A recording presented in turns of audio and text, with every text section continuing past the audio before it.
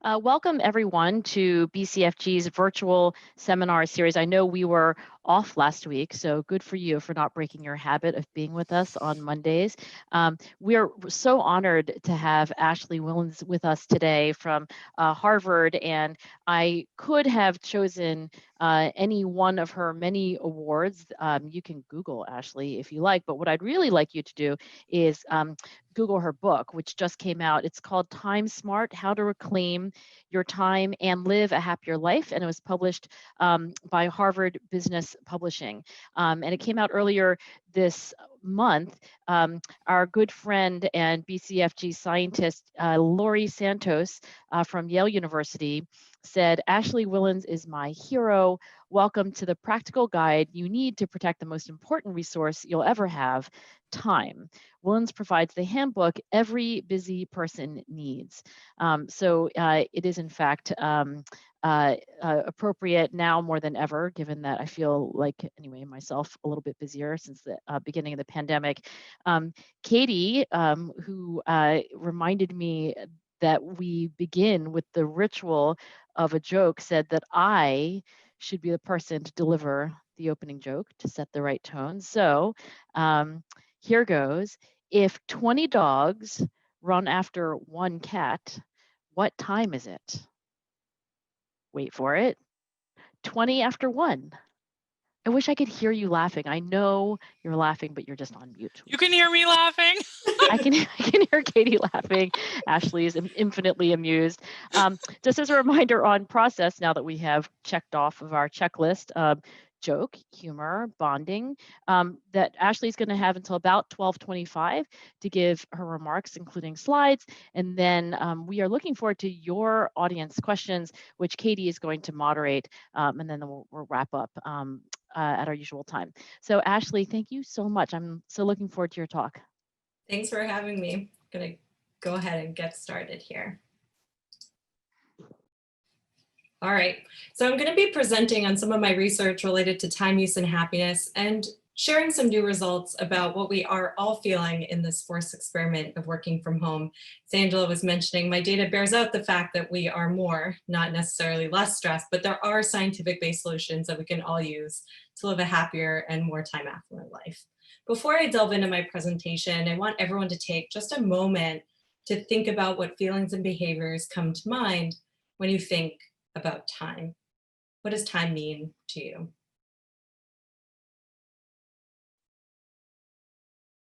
Perhaps in this moment of reflection, you thought about all of the activities that bring you a lot of joy and satisfaction, such as spending time socializing or volunteering, spending time with your pets, or spending time in open spaces, which is a source of a lot of satisfaction for many of us these days. However, if you're like most of us or many of the people that I study, you might have also felt a sense of stress or dread when thinking about time. Over 80% of respondents in my global surveys report feeling time poor. That is, they report feeling overwhelmed by the demands of work and life and feel like they can't get everything done that they want to do or have to do. And as I alluded to earlier, my colleagues and I have research suggesting that this forced experiment in working from home has unfortunately not necessarily led to greater time affluence, or at least time affluence is not being realized in this moment. And one of my colleagues' research projects with Microsoft Analytics data with 3.1 million people in 16 cities, the average workday has increased by about 50 minutes since March. We are sending more emails and more emails after hours. We're also having more meetings.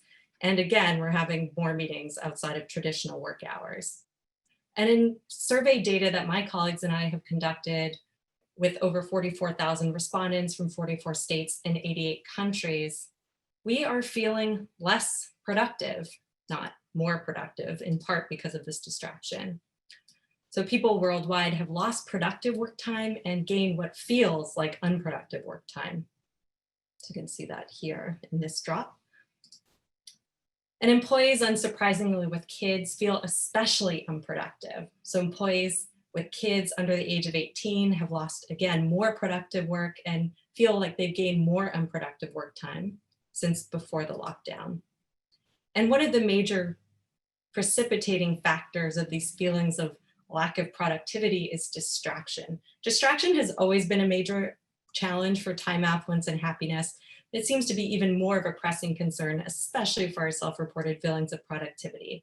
Those who are highly challenged by distractions have lost productive work time during COVID more than ever. And part of our feelings of time stress, if the list goes on, are also because employees are completing more chores. So we're completing more chores and more necessities and engaging in less active leisure like going outdoors or exercising than we did pre-pandemic. And perhaps, again, unsurprisingly, women and working moms are disproportionately affected. In our global data, women are completing 8% more necessities and chores than men, which doesn't sound like a lot on average, but when projected into a year means that women, as compared to men, will have 12 more days of chores in the next year. And they're also engaging in 3% less active leisure, which will translate into 5 fewer days, entire days of active leisure in the next year as compared to men. Now, these feelings of time poverty, regardless of whether externally imposed, such as due to increased childcare demands, or something that is due to our own difficulty in managing our schedule. Regardless of the cause, these feelings of being overwhelmed by the demands of work and life can undermine happiness, increase stress, and even undermine physical health. We feel in part that we have to be on or available at all times, in part because of our constant connection to technology. Technology was supposed to free us from the office, but now we take our office everywhere we go, and many of us feel like we're living at work. Ideal worker norms also mean that we want to be responsive at all times of the day and night, also increasing our reliance on technology and distracting our leisure into what researchers like Bridget Schultz call time confetti. So where we used to have an hour of free time, our free time is now distracted by our technology, which makes us feel, again, increasingly overwhelmed and dissatisfied. So if that hour could have brought us more joy when we're completely disconnected, now that same hour is fragmented into 1,000 smaller and less enjoyable moments of free time that not only make us disengaged, but also distract us from the present moment and remind us of all of the things that we could or should be doing. Now, I am a happiness researcher, and so while I've presented some research about how time affluence is difficult, has always been difficult, it might be especially difficult now, we can empower ourselves to make better choices and be more time smart in our everyday lives. Ed Diener is one of my favorite psychologists at the University of Virginia, real pioneer in the scientific study of happiness. And he's found and suggests that happiness is an ongoing process of fresh challenges, and it takes the right attitudes and activities to continue to be happy. But I take this as silver lining that happiness is under our control, and we can make small decisions around the margins to have more and better time and greater happiness. I have evidence for 4 suggestions that I'll talk about a little, really skim the surface on here, and we can delve into deeper conversation later. So these 4 strategies I look at and have evidence for in terms of increasing time affluence and promoting happiness are cultivating a time-first mindset, finding time, funding time, and reframing time. So the first factor that can improve our time affluence and happiness is putting time first. What this means is that we want to have an explicit preference or a mindset that prioritizes time over work and productivity. In my research, people who respond and say they're more like Tina, they're more willing to give up money in order to have more time, such as by working fewer hours, are happier and less stressed than people who say they're more like Maggie, who are willing to give up time in order to have more money, such as by working longer hours. This is true regardless of demographic background, regardless of how much money people make, and regardless of where they live. Now, one reason that this time-first mindset promotes greater happiness and less stress is it encourages individuals to engage in activities that we know are good for time affluence and happiness. People spend fewer hours a week working. They also spend more time volunteering, which we know is a path to greater happiness. They also spend more time engaged in social interaction, not just with close social relationships or close ties, but also with weak ties. In one lab study where I surreptitiously measured people's behavior, so I monitored how long people were interacting with each other in the lab, people who had a time-focused mindset spent 18% more time socializing with a peer that they had never met, even controlling for extroversion, than people who valued money.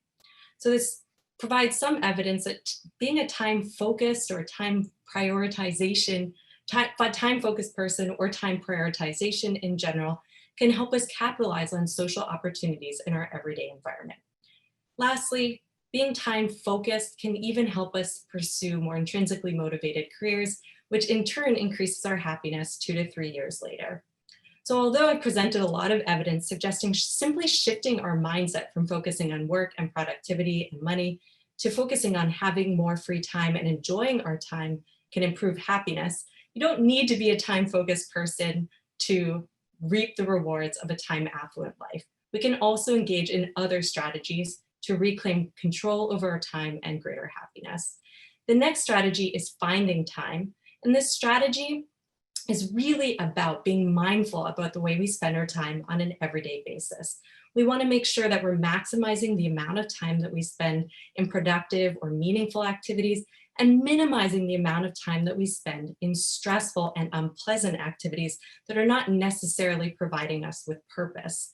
Now, very interestingly, behavioral science research suggests, and one thing we should all watch out for right now as we're feeling especially anxious or overwhelmed, is that when we're feeling stressed out, when we're feeling pressed for time, we gravitate toward activities that are stressful and not necessarily productive. This is known as the mere urgency effect, and it's this idea that explains why our inboxes go to zero when we're working under a critically important deadline. We want to avoid the mere urgency effect and be very deliberate about how we spend our time each and every day. We've done some research trying to get people to prioritize the important and not necessarily the urgent by asking people to commit to blocks of time each and every week, 2 hours, 2 times a week, that they'll engage in important long-term related tasks, either personal or professional. And they also have a planning block. So what's really important, as we all know, behavioral change, you need to plan what you're going to do and then find time to follow through. So in our experiment, we asked busy executives to put one planning block on their schedule for half an hour and then 2 implementation blocks twice a week where they would work on important tasks and turn off their technology while they were doing it. What we found is after 6 weeks, employees who engaged in this proactive or planning time engaged in significantly more productive work. They felt less distracted, and most importantly, they felt less stressed out and happier. Now, a strategy that I spent a lot of time in graduate school studying is this idea of funding time, giving up some of our discretionary income to have more and better time. And this strategy works for everyone, regardless of whether you value work or you value free time, in terms of producing happiness and reducing stress. So my colleagues and I started by asking people a simple question: do you spend any money to outsource tasks that you dislike doing? Again, you want to be thinking about spending your time in ways that maximize the positive and meaningful experiences and minimize the negative. And money can be one tool by which to minimize the negative experiences that we all are faced with on an everyday basis. So we found that in our experiments, as little as $40, spending $40 on a time-saving purchase can significantly reduce stress and improve happiness. My college students went out on campus and tried to put this practice into their everyday life and bought used bikes so they didn't walk to work, and automatic coffee machines so they didn't have to fumble around in the dark to brew their coffee in the morning, but their coffee machines automatically brewed their coffee. And even these simple purchases produced meaningful differences in happiness and reduced stress at the end of the day. So buying time isn't necessarily about spending a lot of money to save time, but just being deliberate about the fact that you're spending money to save yourself time and then trying to be thoughtful about spending that time in more happy and meaningful ways. We've also seen particular benefits of time-saving purchases on relationship satisfaction, definitely during the COVID work from home environment, even for individuals who make less than $40,000 of household income per year. Couples who spend money deliberately to save themselves time each month report greater relationship satisfaction. They spend more quality time together, and they're less negatively impacted by stress that can come up from the additional chore demands that we're all experiencing right now. So this can be a particularly good strategy for busy working parents and individuals who are in couples where both of you feel pretty overwhelmed. The last strategy I want to talk about is this idea of reframing time. And this strategy doesn't involve spending any money at all, but simply changing the way that we approach time use in our everyday lives. So there can be some barriers that get in the way from focusing on time or putting time and leisure over work. And there's many, so I'm not going to get into them all right now. But one of them is this idea that we feel like being busy is a status symbol. It makes us feel important and seem important to those around us. So we want to shift our mentality away from busyness being a status symbol or busyness being productive, and away from this idea that leisure is lazy. We want to be seeing leisure for the productive and happiness producing activity that it is. We also want to avoid thinking we're going to have more time tomorrow than we do in the future, which is a critical behavioral barrier that gets in the way from giving up money in order to have more free time, or from focusing on time as opposed to money. And in general, we've seen in our data that engaging in active leisure and making it something you put in your calendar and protect to the same extent that you would protect a work meeting has important consequences for happiness. People who engage in active leisure activities like exercising, volunteering, praying, engaging in hobbies. Socializing is usually positive here, just the way I plotted it looks negative, but that's also really important for happiness and tends to go missing in virtual work. That these are really important strategies for increasing happiness, and as little as 10 to 30 minutes per day of active leisure activities can produce meaningful increases in happiness and reduce stress in our data. Another strategy from a previous speaker, Hal Hirschfield and colleagues, which I love, is this idea of treating the weekend like a vacation. So just a simple reframing around vacation time can significantly improve well-being. So if you go into your weekend thinking that you want to savor those minutes more, you'll actually enjoy your weekends more than if you just treat your weekend like a regular weekend and then get distracted by technology or work. And a bonus strategy that I want to leave us with is this idea that we should also be reflecting on how we spend time on an everyday basis. So it's really important to become more mindful in the way that we spend our time, that we reflect on what quality time and time affluence looks like for each of us. We're all going to have different activities that bring us meaning and that bring us joy or that bring us stress. And we're all going to think about quality time being spent in a different way than one another. But what's important is that we have to schedule in leisure and make time for these time affluence producing activities in the same way that we might make time for important work tasks or projects. So in our data, we see empirically that quality time is really this feeling of being in an activity that makes you feel supported and connected to your communities, that puts you in a positive mood, and that allows you to be present in the moment and to feel truly connected and not distracted. So it's important that we all reflect about what quality time means to each of us in terms of feeling supported, engaging in positive mood, and being present in the moment. And lastly, it's very important that we don't think that prioritizing time is selfish. I sometimes hear this idea that, that seems nice, maybe I'll do that later, and prioritizing time is something I'll do when I feel like I can. This goes along with a great deal of psychological research on self-compassion. So this is by Cleo Wade, a poet and writer that one of my MBA students bought me this book, and I really like this quote to emphasize this point. We take care of ourselves by lightening up and not being so hard on ourselves. At times, life seems to be one never-ending to-do list, but we must learn to disrupt the flood of life's demands, to replenish our energy so we can fully show up for all of our passions and responsibilities.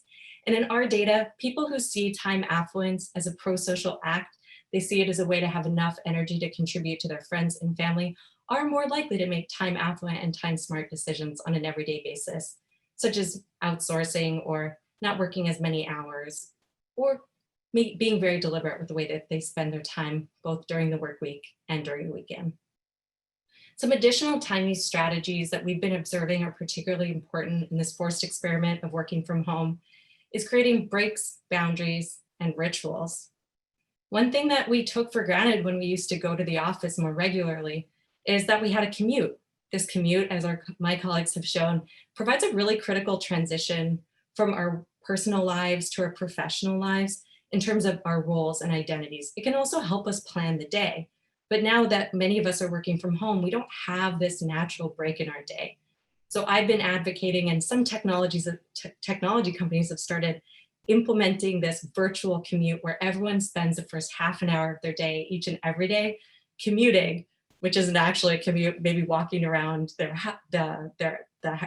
outdoor space, their park, spending time with their kids. So I would really advocate for encouraging breaks and boundaries at the end of the day. Have something in your schedule that you look forward to that demarcates the end of the day. We all started with a ritual for this seminar of a joke. You could also end the workday by calling your friend or taking your pet for a walk.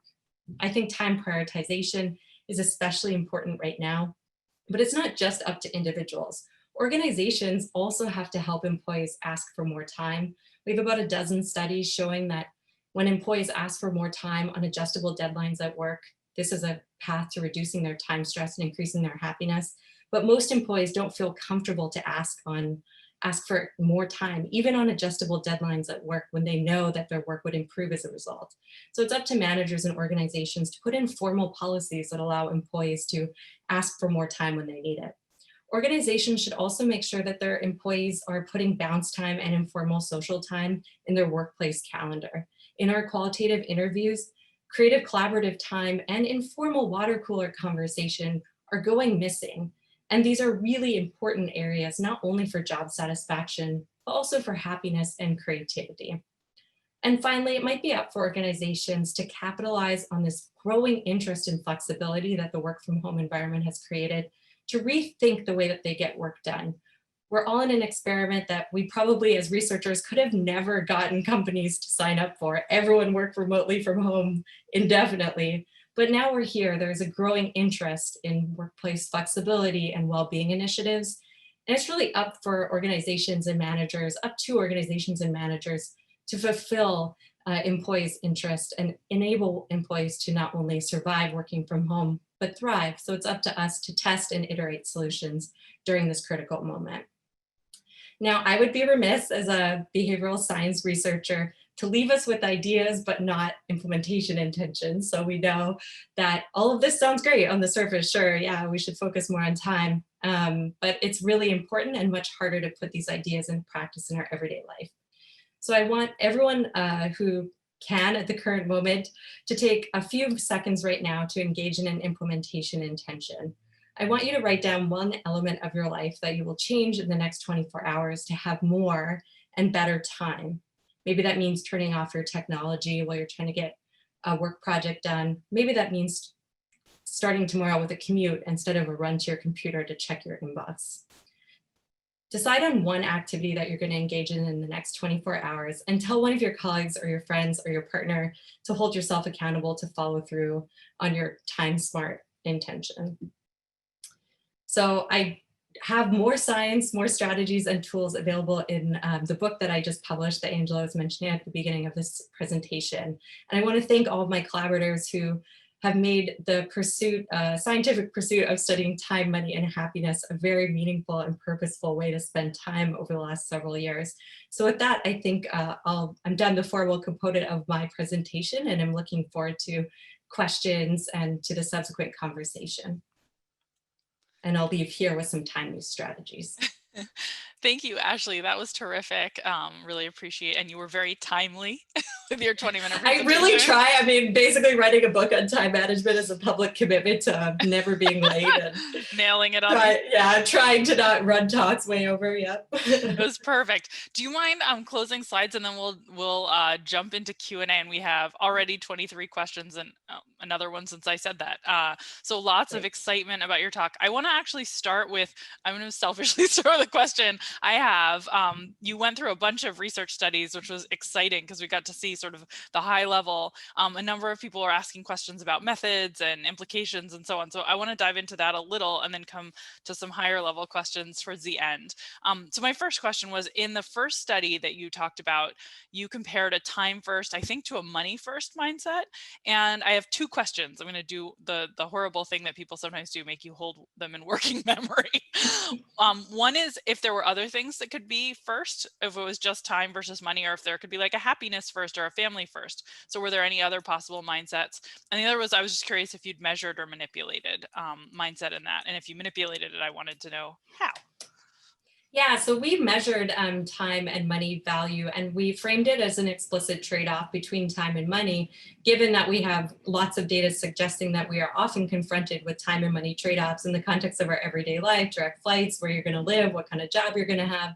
And so we framed this as a broad trade-off question explicitly. So individuals were asked to choose between either being a time first or a money first individual, but we've also run these studies looking at the extent to which someone sees themselves as a person that makes time-focused trade-offs as opposed to money-focused trade-offs, and we get similar results. We've also done this focus on prioritization and positivity is really important. So there is a great body of work suggesting that the extent to which we prioritize positive experiences in our everyday life and really go after those predicts subjective well-being and greater appreciation of time. And these effects seem independent to those. So the prioritization of positivity on an everyday basis is another great path to happiness and time affluence, and something that I think runs through a lot of my research. But I do find my effects of time and money trade-offs on subjective well-being, which I define across all my studies for people who might be interested, as this general sense that your life is, that you're doing pretty well in life. This is the latter question on a 1 to 10 scale, as well as the extent to which you experience positive mood on an everyday basis and experience less negative emotions like sadness or stress on an everyday basis. And I create a composite of that, and that's what I use across all of my studies. But I do see kind of independent effects of time money prioritization on subjective well-being, even holding constant people's general preference to prioritize the positive. Super interesting. Thank you for those details. Another question along these lines that now has 22 likes, so lots of people are wondering about this, is from Amit Kumar. Excuse me for the mispronunciation there. Amit asked, is there any evidence of a meaningful difference between actual productivity, that is output, and perceived productivity? So you were just talking about the DVs around well-being, but another one of your DVs was productivity. And so I think that's what's spurring that great question. Yeah, so I would say that there definitely is. I'm focusing more on subjective impression, but I think it bears future research to see whether these subjective impressions are objectively interpretable from workplaces. And we're doing some of that research right now, trying to get productivity measures in terms of client satisfaction, success, retention. So we have looked definitely at both, and there is a correlation in the studies that we've run so far, given that this is definitely action science. We're in the field as all of this is unfolding. We don't yet have productivity measures that sort of look at, in our data, distraction and productivity, or productivity and satisfaction objectively and subjectively specified, but we're working on that right now. And so there should be a correlation. We're assuming that there will be, because previous research has identified that, but in my data, it's all self-report at the moment. Super helpful. Also have a great question from team scientist Lyle Unger, who's asking about your results on commuting, or actually, I guess he's asking about your hypotheses regarding commuting. So he points out that we know people who commute more are on average less happy. So he's curious why you think adding this commute sort of makes sense, and asked, hasn't COVID, at least in that regard, made people happier? Yeah, so actually the commuting and happiness research is really complicated in interesting ways. So the average amount of commute, it's true that as you commute longer and engage in more friction during the commute, like being stuck in traffic, that's negatively associated with happiness. But actually there seems to be this optimal commuting happiness peak point that isn't zero. It's actually about 16 minutes. So if you have about a 16-minute commute, controlling for the amount of congestion and traffic you experience, because that's not very pleasant, then actually you seem to experience greater happiness as opposed to having no commute at all. And there's been a great paper by Jan Jakomovitz, Julia Lee, and other colleagues just published in Org Science last week or a couple of days ago, showing that commutes in general can be positive when they allow people to plan for their workday and to make this important critical transition between personal life and professional life. So my research, or my suggestion rather, about building in this commute time is to capitalize on the part of the commute that we're currently missing, which is this transition from personal life to professional life, which is coming up in our quantitative surveys, is something that's being a critical driving factor of lower subjective well-being right now. Employees who are feeling especially burnt out and stressed out feel like they don't really have separation between work and home. And so the commute is meant to provide one mechanism of creating that separation. That's a great answer. Thank you for diving into that. So I have a bunch of questions in front of me now from folks who are starting to think a little bit more expansively than just some of the things you spoke about, and sort of things you spoke about were very expansive, but they're asking other questions about happiness. So I think we're going to get away from your data a little bit, but I hope you don't mind that. Here's a question that I think is really interesting from David Marquette. He's asking, how do we mitigate against simply choosing short-term gratification versus active leisure activities that will promote long-term happiness? So sort of how do we choose the right kinds of leisure? Yeah, and I think this is where in my data, active planning and implementation intentions and commitments are really important. And of course, this fits with like a lot of the conversations I'm sure you're having in this seminar. It can feel, and we find that people in our correlational data that we have with nationally representative surveys, people who feel more tired during the workday sort of exert less control over their leisure activities. So if you're feeling tired during the day, it's much harder to get yourself to commit to engaging in active leisure, which does take a little bit more upfront investment, a little bit more energy. And so we find the extent to which individuals have control over their workday, this positively predicts the extent to which they're engaging in these more active forms of leisure later, which is also why making sure that work is a positive experience and as minimally energy demanding as possible is really important. So I would say very concretely, one thing that we've been advocating for, and it fits with some of Katie's work, is this idea of trying to get active leisure and bundling it together with things already that you have to do. So we've been advocating for walking meetings at work, for example, during regular scheduled meetings with internally facing as opposed to externally facing employees as being something very concrete.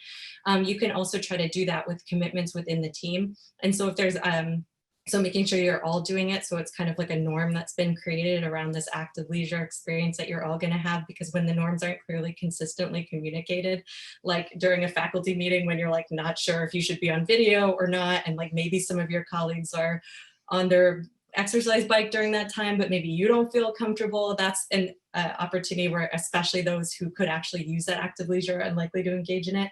So it's like clear team norms and trying to imbue daily activities with active leisure, and then pre-committing and getting someone else to engage in that leisure with you is really important. We've been advocating for that in a work context, especially right now when a lot of norms around how to engage over virtual interaction are somewhat not quite established at the moment.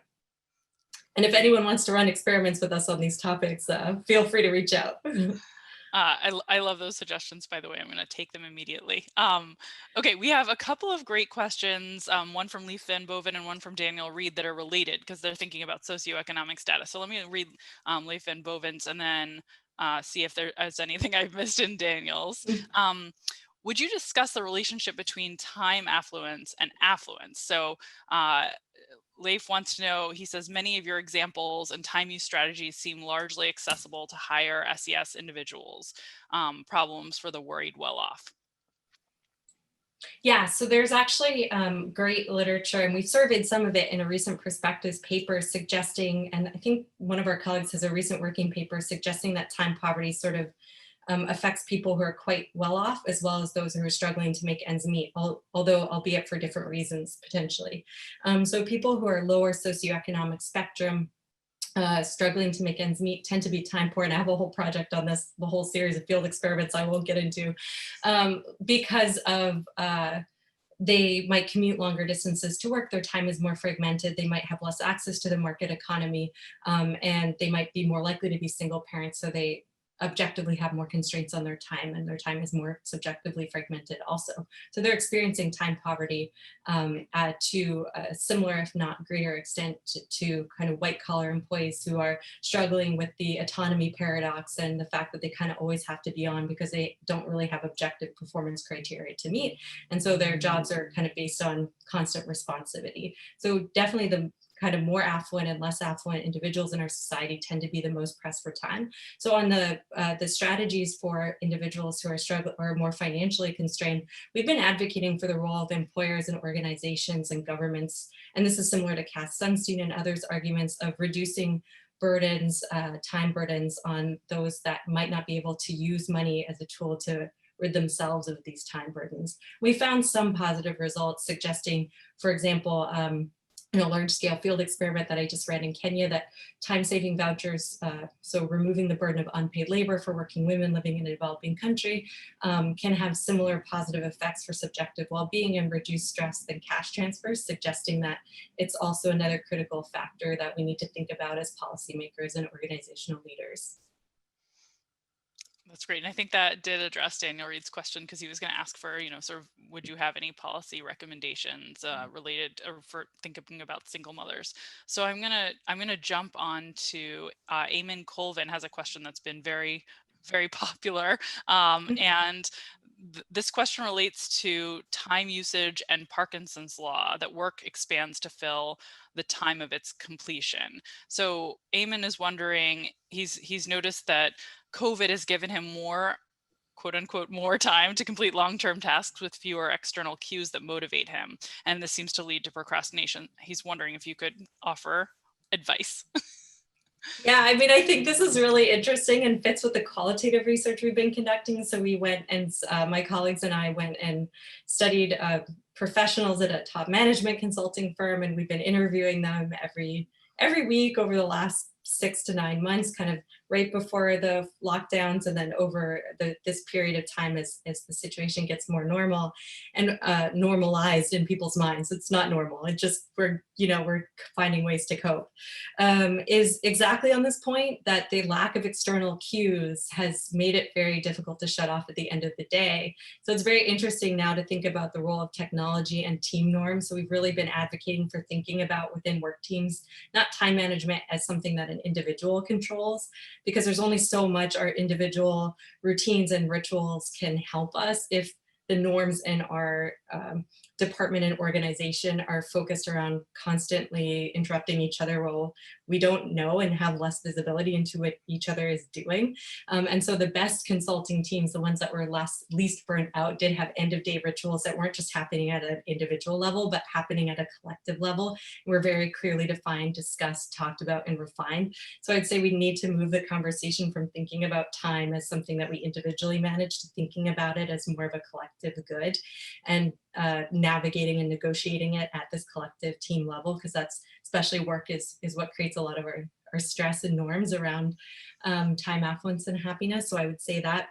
I'd also say that the qualitative interviews that we did suggest that rituals like this is why we keep anchoring on this, or the conversation seems to come up there, is that employees who really did that for themselves, maybe even in the absence of a commute, but they'd put on their work shirt and like walk into their home office, or they would have a board that everyone could see that said, work meetings, like moms in work meetings during this time, like do not disturb, that people had kind of clear socialized public norms around when they were going to get work done versus when they were going to be off, seemed to be faring a bit better. That's great. Really interesting. And I look forward to seeing, it sounds like lots of data is being collected and lots of papers are going to come out of this. So I'm looking forward to reading those. I hope you'll share with BCFG so we can send them on our newsletter. Here's a question I found really interesting from Victoria Zhang. Victoria wanted to know what some cultural differences are and whether there are any ethnic differences in this time versus money mindset that you talked about earlier on. And it actually made me think of some of Keith Chen's work, but I'm curious what comes to mind for you. Yeah, so we published a paper last year out of my lab showing that there are cultural differences in the extent to which the proportion of citizens value leisure over work, and that those cross-cultural differences in this prioritization of leisure versus working being an important value in life predict cross-cultural differences in life satisfaction and other facets of subjective well-being. And interestingly, they also predict the extent to which individuals feel less stressed in response to economic shocks. So we looked at the 2008 recession and found that countries with a higher proportion of individuals who value leisure over work also had citizens that responded less negatively to the 2008 financial crisis. Now there's a lot of different mechanisms by which that could occur. It could be the case that people have, just less identification with work, but there could also be less opportunity potentially. So, we did see this with low and high GDP countries, but the mechanisms are still under investigation, I think there. We also see some interesting data in a working paper that we are just completing now showing that in areas in the United States with higher Protestant work ethic, higher work values, that longer work hours don't necessarily translate into greater stress, because people don't enjoy their leisure. They don't get as much satisfaction out of their leisure in areas where everyone around them is working a lot. And that might be because of this distraction that happens in leisure when everyone around you is working all the time, such that it sort of socializes us to not engage in as much leisure in the first place because we don't get as much satisfaction out of it. Although the long-term consequences of that are somewhat unknown, we're definitely not advocating that if you're the kind of person that likes working, that you should move to an area where everyone around you is working too. Leisure is really important for productivity and satisfaction, but there are interesting cross-cultural differences and also interesting social cultural differences that we're currently exploring in our ongoing work.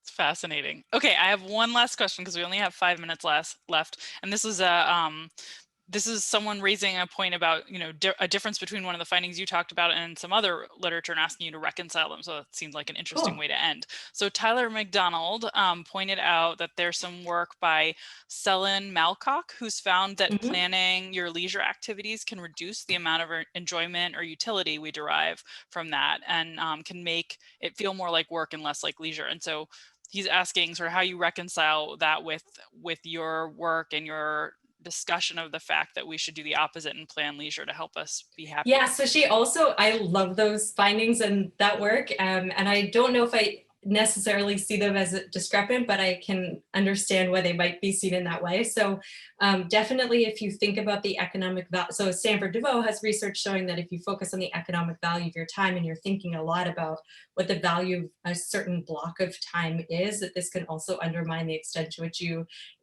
enjoy your leisure or savor chocolate because you're like thinking about what else you could be doing with that time. And that paper sort of suggests that if you are heavily scheduling your leisure, it becomes more like work. In a lot of our experiments, we actually do what they call rough scheduling. So it's about putting a block of time in your calendar where you're roughly kind of approximating what you might do at that time, and then leaving time in between meetings for slack or for spontaneity. So in some of our experiments and in the ProTime experiment that I discussed, people are not kind of holding themselves accountable to like doing a workout at 7 o'clock and then calling their mom at 7:55 and then baking cookies at 8 a.m. and then hanging out with their kid at 8:20. Like it's not as detailed as that. And so we think that that's probably this general implementation to put blocks of time in your schedule that are uninterrupted by technology is important, because otherwise that time is going to get filled with work or urgent and unimportant tasks. But then this tight scheduling is something within a day that you want to try to avoid, because it can make you feel very stressed. In their papers, if you put your leisure or anything too close together, you're now not enjoying the present moment. You're thinking about your next activity, even if it's leisure. So you want to be thinking about making enough time in your schedule for leisure activities, but then exactly not scheduling too much or too tightly so that it feels like work and it's not something that's enjoyable. That's really, really helpful. And I think a wonderful note to end on, and maybe we'll give people back a minute or so so they can switch roles from seminar participant to whatever's next. Have a little bit of gap in their schedule before their next Zoom call. Exactly. We're so grateful that you joined us. We have a fantastic speaker coming to join us next week as well. Hunt Alcott will be our speaker next week, an economist from NYU who will be talking about digital addiction, and either Angela or I will start us off with another joke. So that's also something you can look forward to. And this fantastic conversation with Ashley will be posted on our website at the Behavior Change for Good initiative in just a few days. Angela, do you have any final words?